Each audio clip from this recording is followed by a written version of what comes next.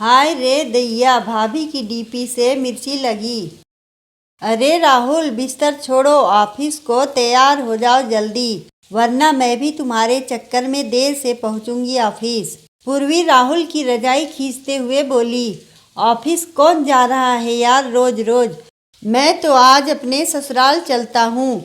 तुम जाओ तो जाओ ऑफिस। राहुल ने जैसे ही कहा, पूर्वी उत्साहित होकर बोली, सच बताओ, मजाक कर रहे हो ना तुम। जब चला जाऊंगा तब वहां से वीडियो कॉल में प्रूफ दे दूंगा पूर्वी, राहुल ने गंभीर होते हुए कहा। कैसे हो, हर जगह अकेले अकेले घूम लो, और तो और मेरे मायके भी मुझे नहीं ले जा सकते साथ। काश मैं भी जा सकती। मायूस होती हुई पूर्वी की काम निपटाकर ऑफिस जाने की उमंग भी गुम हो गई थी। तो फटाफट तैयार हो जाओ, जल्दी जाकर जल्दी वापस आना भी है, वरना घर में नाक फुल जाएगी सबकी कि बेटा बहू बिना बताए वहां गए थे, राहुल ने मनुहार लुटाते हुए कहा। एक तो पूर्वी इकलौती बहू, और उस पर पूर्वी और राहुल की प्राइवेट जॉब की जिम्मेदारी। इस सब में राहुल और पूर्वी को कहीं भी आउटिंग का मौका ही न मिलता, और अगर किसी तरह प्लान बना भी लें तो मम्मी जी का मुंह बनते भी टाइम न लगता था। घर में भी सास का अंकुश दोनों पर बराबर रहता।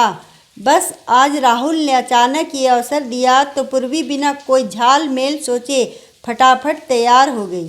राहुल, दिल से थैंक यू तुमको। सच कहूँ तो मुझे बिल्कुल भी सच नहीं लगा था कि हम दोनों सच में मम्मी पापा के घर जा रहे हैं।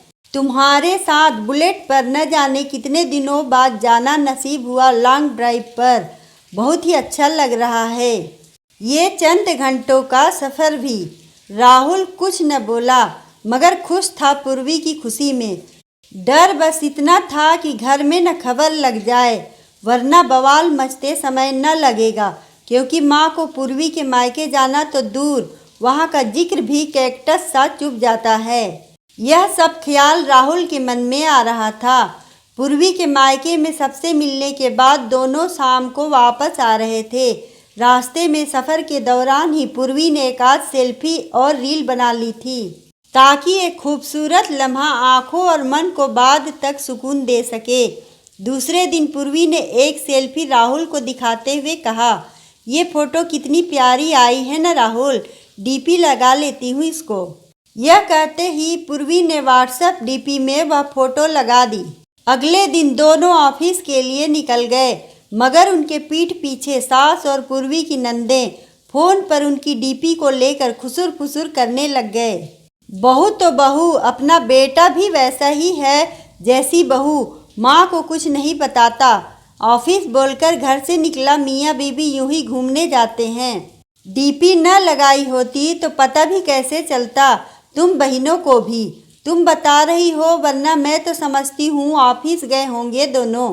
दादी की बातें नन्हे विहान ने सुन ली और शाम को ऑफिस से लौटी अपनी माँ पूर्वी से बोल दी, ओह गॉड, मेरी एक खुशियाँ जिनके लिए कैक्टस सी होती हैं, मैंने अपनी बेवकूफ़ी से वही खुशी उन लोगों में शेयर कर दी। ऐसे लोगों को ज़रूरत ही क्या है अपनी डीपी दिखाने की।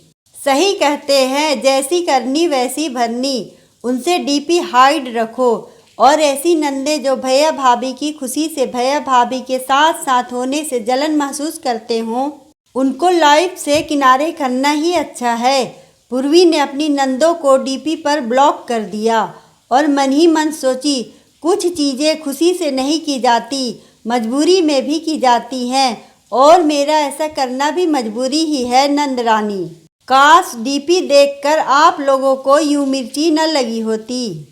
अगर आप लोगों को हमारी कहानी अच्छी लगे तो वीडियो को लाइक करें, चैनल को सब्सक्राइब करें और कमेंट में बताएं कि आपको कहानी कैसी लगी। धन्यवाद।